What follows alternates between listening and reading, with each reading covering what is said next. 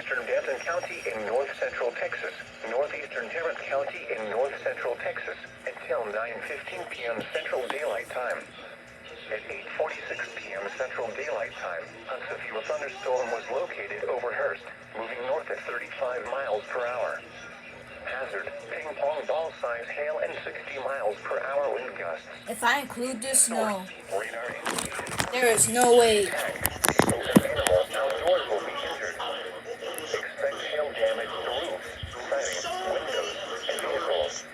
Expect wind damage to roofs, sidings, and trees. Don't tell me. Locations impacted include Fort Worth, Arlington, Louisville, Flower Mound, Euless, Bedford, Grapevine, Halton City, No! Hearst, Southlake, Watauga, Colleyville, Highland Village, Trophy Club, Richmond Hills, North Richmond Hills, Roanoke, Argyle, and Justin.